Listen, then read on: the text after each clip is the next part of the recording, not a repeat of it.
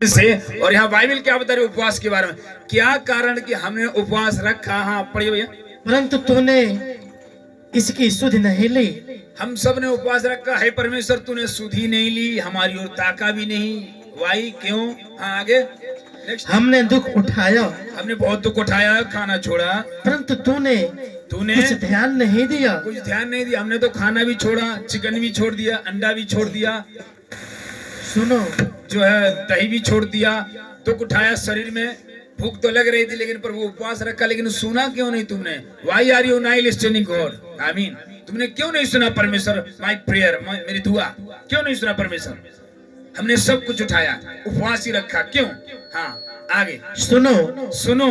उपवास के दिन तुम अपने ही इच्छा हाँ पूरी करते हो। सुनिए, क्यों नहीं? कई बार आप उपवास रहे, 2 बार रहे, 4 बार रहे, 5 बार रहे, मे बी 21 दिन का रहे, 7 दिन का रहे, 3 दिन का रहे, मे बी 5 दिन का रहे, किसी दिन का रहे। आपने कह रहे क्या कारण है मेरी उपवास प्रार्थना सुनी नहीं जा रही है? जिस विषय के लिए मैं उपवास रख रहा हूँ क्यों नहीं सुनी जा रही है? क्यों ना वो बात पूरी हो रही है? क्यों ना वो चीज हट जा रही है जिसके लिए मैं उपवास रख रहा हूँ, जिस विषय के लिए फास्टिंग रखा हूँ, जिस विषय के लिए मैं खाना छोड़ के खुदा की हुजूरी में बैठा हूँ, उसकी महिमा क्यों नहीं सुना जा रहा है? इसलिए कि जब तुम उपवास रख रहे हो तो अपनी इच्छा पूरी करते हो। ये अपनी इच्छा क्या है? आमीन, सुनते रहिएगा। आमीन। उपवास रखते हो, फिर से उस वचन को पढ़ो, अपनी इच्छा पूरी रखते हो। सुनो अब यहाँ परमेश्वर कह रहा है सुनो। क्यों नहीं सुनता तुम्हारी? कई बार तुम उपवास रखे हो, 4 बार 5 बार, साल भर से 2 साल, क्यों नहीं सुन पा रहा तुम्हारी प्रार्थना? क्यों नहीं तुम्हारी प्रार्थना मुझ तक पहुंच रही? सुन लो, अब ध्यान से। उपवास के दिन तुम 7 दिन का उपवास रखे हो, 3 दिन का उपवास रखे हो, 40 दिन का रखे हो। उपवास के दिन तुम करते क्या हो? हाँ, अपनी इच्छा पूरी करते हो, अपनी डिजायर, अपनी इच्छा पूरी करते हो। उपवास के दिन में तो हो वही अपनी मनपसंदा फिल्म देख रहे हो, मनपसंदी सीरियल देख रहे हो, मनपसंदी जगह में बैठ रहे हो, उन दोस्तों के साथ, ये दोस्त ये फलानी ये ठिकाना हो, उसी जगह बैठ रहे हो, अपनी अभिलाषा पूरी कर रहे हो। उपवास तो हो, जाके वहां गपशप कर रहे हो, जाकर न प्रार्थना कर रहे हो, न उसकी हुजूरी में बैठ रहे हो, अपनी इच्छा पूरी कर रहे हो।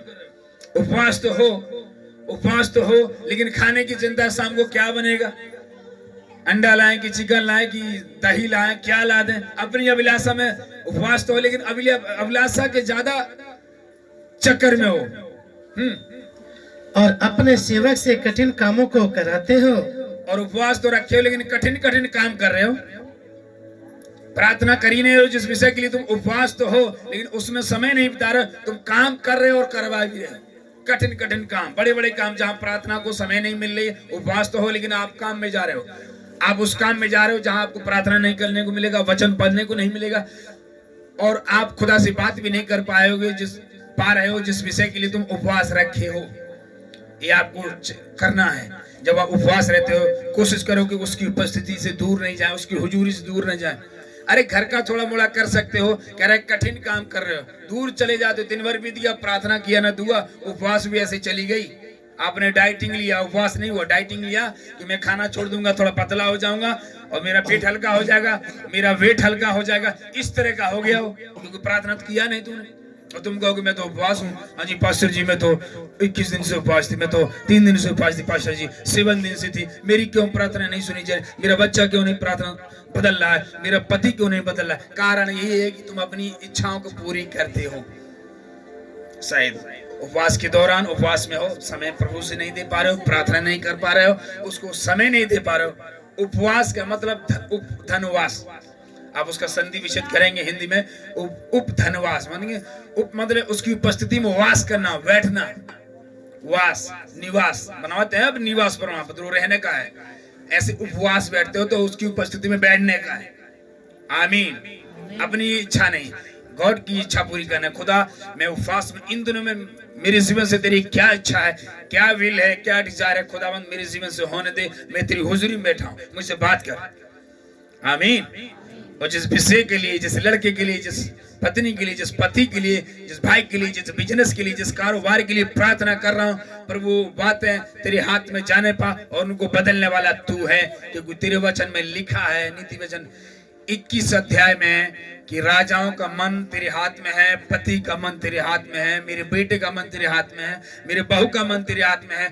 उनको बदल और तू बदलेगा, क्योंकि तेरे वचन में लिखा है। मैंने नहीं बोला प्रभु, तेरे वचन में लिखा है। आमीन। 100% बदलेगा। आमीन, हालेलुया।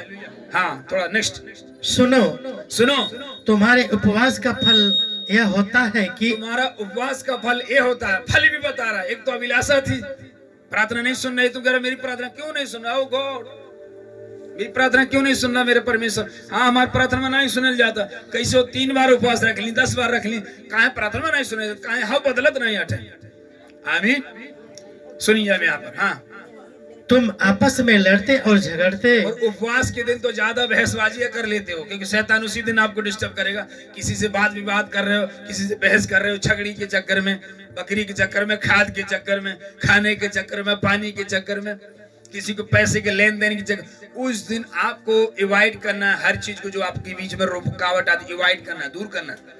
चाहे आपको बहस करना है, उससे कतरा के निकल जाना। कोई आपसे विवाद करना चाह रहा है, रुका। आपको मालूम है कि उपवास के दिन ही यीशु मसीह को शैतान भरमाने के लिए आया था कि नहीं? इब्लिस 40 दिन का यीशु मसीह उपवास था और जानता था उसकी कमजोरी भोजन है, तो इसलिए क्यों ना भोजन में भरमा दूं कि जा पत्थर, तो उपवास में, अब तेरा उपवास खोलने का टाइम, चल पत्थर को बोल रोटी बन जाए। यीशु मसीह ने सीधे वचन से बात की, और वचन जब चलता है तो शैतान का ठौ ठिकाना नहीं होता। आमीन। बोले लिखा है मनुष्य वचन से नहीं, रोटी से नहीं, परमेश्वर के वचन से जीवित रहेगा। आमीन, आमीन। लिखा है, शैतान को दिखा, लिखा है। कहाँ लिखा है? इस परमेश्वर के जीवित और सामर्थी वचन में लिखा है। आमीन। लिखा है मनुष्य रोटी से ही नहीं, वचन से जीवित रहेगा। शैतान को मालूम है वचन है, इसलिए मैं हाथ भाग गया। उपवास के दिन आपकी कमजोरी को शैतान पकड़ेगा। आप क्या अच्छा अच्छा खाना खाते हो वही आपके सामने लाएगा। हालेलुया। आप ज्यादा अचार खाने वाले हो, ज्यादा चटन बटर खाने वाले हो, चाट फुल्की खाने वाले हो, तो सामने आ जाएगा। मन करा था खा लें, ये घंटा बाकी बा काकनी तोड़ दें का उपवास बा, अभी न हटा दें का। हाँ प्रभु जी माफी मांग ली, घंटा बाकी में रहे थे। बाइबल बताती है शपथ खाकर नहीं बदलना।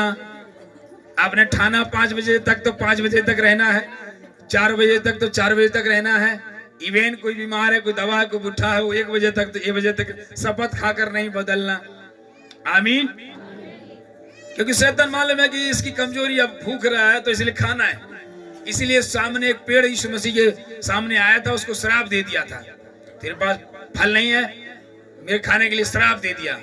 तो श्राप दे दिया, पेड़ तुरंत नहीं सूखा, अंदर से सूखना शुरू हुआ। जब वचन बोलते हो तो तुरंत नहीं काम करता, कर रहा है, शुरू बोलते लग गया और काम हो जाएगा। कुछ दिन के बाद उन बीमारियों को, उन समस्या को तुम सिपते ही दिखाई दोगे। आमीन, हालेलुया, आमीन। तो जब फास्टिंग होते हो तो शैतान उसी समय भरमाने की कोशिश करता है। इसके दिलचस्पी खाना बर्गर और पिज्जा, चलो दुकान की तरफ ले चलो।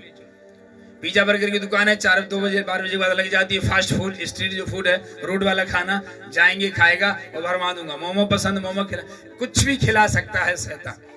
क्योंकि उस उपवास के दिन यीशु मसीह के पास आया कि रोटी बना दे। हालेलुया। तमाम विचार डालेगा। यीशु मसीह का गिरा दे, उठा, तेरे वचन में लिखा देगा। कहा कि तू अपनी परीक्षा न लेना। फिर शैतान ये भी कहा कि तू मुझे दंडवत करिए, दुनिया तुझे दे दूंगा। यीशु मसीह ने कहा लिखा है, लिखा है, दिखाया उसको, लिखा है। बीमारी को दिखाना है, शैतान को दिखाना, ये लिखा है मेरी बाइबल में, मेरे वचन में लिखा है कि मैं कोड़े खाने से चंगी हो गई, मेरे इस वचन से मैं ठीक हो गई, मेरा पति बदलेगा और मेरा बदलेगा। यीशु मसीह ने लिखा है। आमीन। शैतान को दिखाना है जैसे यीशु मसीह ने दिखाया। तब वो शैतान भाग गया, तब से दोबारा मुंह नहीं दिखाया। तब से हारा शैतान। पूरी बाइबल में शैतान यीशु मसीह से हारा हुआ है, पूरे प्रभु के दासों से हारा हुआ। मैंने बताया था पहले एतवार में। आमीन।